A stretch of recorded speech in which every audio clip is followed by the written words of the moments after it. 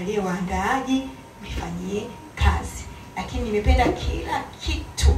Nimekipenda siku ya leo, nimefurahi wanawake mmependeza na sare zenu, na mwakani tutatengeneza sare moja. Yaani mpaka tuwe juu kweli. Mwakani tutatengeneza sare moja. Tupendeze, tuvae vitenge vyetu, tungae.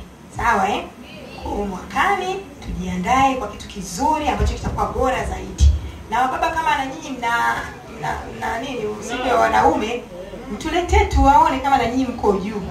Lakini mpaka sasa hivi tunajua sisi wanawake tuko juu. Na tunapokuja kuchanganya, kuna wanawake wa Virginia kipindi fulani mwaka gani nyuma, ile walienda ule mkutano ulifanyika Virginia, mabadiliko ilikuwa ni kuwawezesha wanawake watoke katika ukandamizaji waje juu.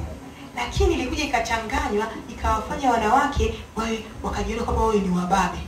Ile uwezeshaji waliowezeshwa kule Virginia sasa wakaileta mpaka nyumbani kwa wanaume, wakaanza kuwakandamiza wanaume, wakaanza kuwapiga ngumi wanaume, wakaanza kufanya nini. Sasa ile hapana, ile ilichukuliwa tofauti. Lakini sasa hivi ziko harakati nyingi zinarudisha na kuwafanya wanaume nao wawe juu. Kwa hiyo unapoambia uko juu, wewe sio juu kwa kumkandamiza mwanaume na kujiona wewe kwamba kwenye familia wewe ndio baba, mwanaume anarudi anakuwa ndio chini, anakuwa ndio mama. Sasa hivi vitu ndio maana tunaona sasa wanaume wanaanza kurudi nyuma, wanakuwa wanyonge. Wanaume wanajiona kama vile na wao sasa hawawezi. Kifamilia ndoa zinaharibika, familia zinakuwa mwanamke anaanza kusema single mother wanatokea. Haikuwa hivyo. Tangu mwanzo haikuwa hivyo. Kwa hiyo dhana tutaanza kurudisha taratibu, taifa limeikemea, mashirika ya dini kila mahali wanakemea. Kwa hiyo tutarudi kurudi kwenye mstari. Na wewe unapotoka hapa mwanamke, usijione kwamba uko juu katika paka taasisi ya kumfanya mwanaume anakuwa mnyonge, kwamba yeye hawezi, yeye si chochote. Hapana. Nafasi ya mwanaume inabaki kuwa nafasi ya mwanaume na ya mwanamke inabaki kuwa mwanamke, lakini zana nzima ilikuwa ni kuteketeza ile mambo ya ukeketaji, sijui hiyo yote ilikuwa ni zana kubwa kumfanya mwanamke athaminike, asome, awe juu katika elimu, katika taasisi za umma aweze kuongoza, watokee manager huko, watokee madirector huko, watokee watu makubwa huko, kama vile spika wa bunge alipokuwa mwanamke, ilikuwa ni kuwezesha. Kama Mama Samia alikuwa rais, ilikuwa ni kuwezesha kwa namna hiyo. Lakini sio kwenda kuharibu familia na kwenda kupigana ngumi huko na kujiona kwamba wewe ni mkubwa kuliko mwanaume wako ndani. Kwa hiyo wewe ni mkubwa kuliko familia, kwamba wewe ndio utaweza kuwa baba. Hiyo haipo. Na maana masingo maza sasa hivi wanahangaika, wanateseka kwa sababu kuna kazi za wanaume zipo tu ambazo wewe mwanamke uziwezi. Sawa Kwa hiyo tusipelekee hiyo dhana ikaendelee kukua.